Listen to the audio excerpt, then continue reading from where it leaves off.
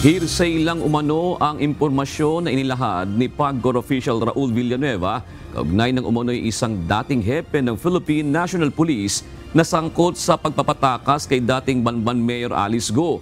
Ayon kay Criminal Investigation and Detection Group Director, Police Major General Leo Francisco, nakausap niya si Villanueva at inamin nitong wala siyang hawak na matibay na ebidensya upang suportahan ang kanyang naging pahayag. Una nang inihayag ni Villanueva sa pagdinig sa Senado na isang former PNP chief ang kasabwat ni Go para makalabas ng bansa noong Hulyo.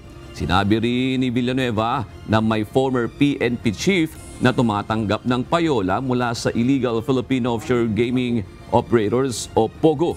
Ayon sa CIDG chief, hindi naman nabanggit ni Villanueva kung may plano itong humingi ng public apology sa PNP organization at sa mga nagdaang chief PNP kaugnay ng issue. Tinanong ko sa kanya kung bibigyan niya ng impormasyon ng CIDG with regard sa kanyang sinabi sa Senate hearing.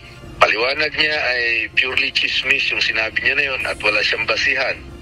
Kaya sabi niya sa akin kung magkikita kami bukas sa Senate ay magpapa-interview siya na yung kanyang sinabi nung nakaraan na Senate hearing ay purely rumors lang.